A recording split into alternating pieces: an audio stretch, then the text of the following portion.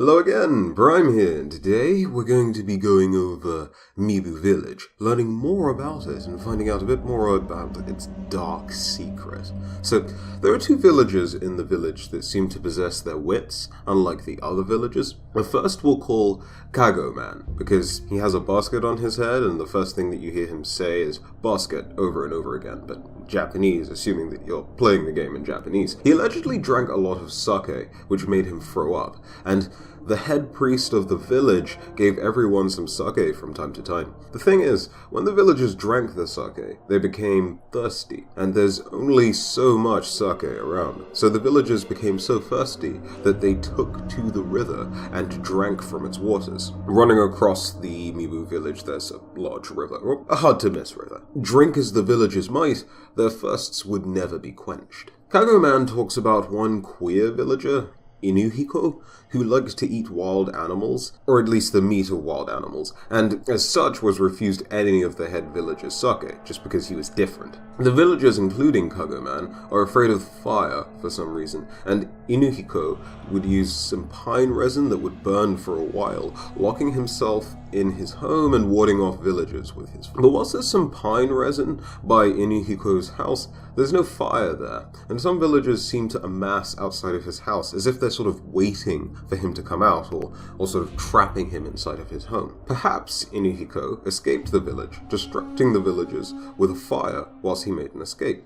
The villagers themselves seem to be in a state between life and death. Some rise out of the earth and will attack trespassers, and others seem to make the most of their situations the best they can. They can be killed by a blade, say, but left to their own devices, they seem to be capable of surviving without any troubles. The village head priest is another person who seems to be somewhat normal and gives villagers special sake, made with water of the fountainhead. He himself seems to be somewhat crazed and talks about wanting to humbly serve, perhaps referring to those in the fountainhead or the divine dragon. It's not clear why he wants this, not just for himself, but for the villagers as well. But the undead villagers seem to want his attention, for sure. The ones that are outside his hut, right, or his house. Probably for something not all that pleasant. And to be fair, we don't get the impression that he exactly told the villagers what might have happened had they drank too much sake and then consumed the waters of the river or the lake.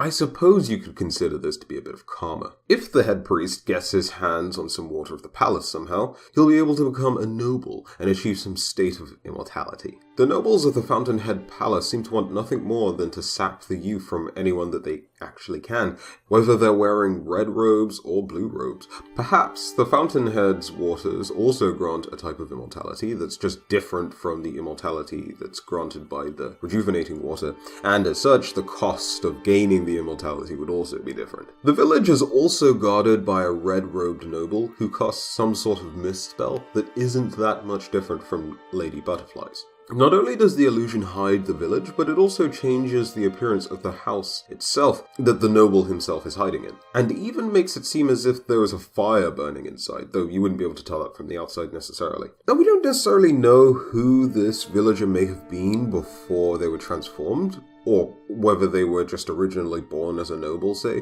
but we do know that Inuhiko is missing, and we don't actually find him. And after all, the villagers weren't exactly fond of him, and they would have taken care of him had he not been careful. The illusion would keep the Mibu villagers inside whilst keeping outsiders away, and not potentially adding to the villagers' strength, some poor sap that's forced to drink the water, say, or just killed. The noble also makes sure to keep a fire burning in the house for some reason, though the fire itself is an illusion. So the villagers themselves didn't always fear fire, and pine resin fires were used as landmarks so that the people could find their way to the village. Inuhiko likely didn't want people to find the village, and so he may have set parts of his new house on fire for protection whilst he prepared the illusions. How the fire didn't exactly burn down his house, I'm not too sure about that, but considering the fact that this noble seems to be different from the others in that it's casting some sort of illusion, it's probably more powerful than it seems, even though you wouldn't understand that just by fighting him because, well, it's kind of embarrassing when he actually tries to fight you. Perhaps Inuhiko himself, through some means or another, made himself a noble by means only known to him. This way he could protect outsiders from the village, from their dangerous curiosity, you know the old saying, curiosity kills the cat, and also keeping himself protected from the village, whilst also sacrificing a part of himself. A sad story, but it also makes sure that no one else is corrupted by the waters of Mibu Village, or the fountainhead. The Mist Noble drops a lump of grave wax upon dying, and the wax itself is something that forms inside the body, turning pitch black. The wax is a sign of illness, and may begin to explain part of the curse of being a noble.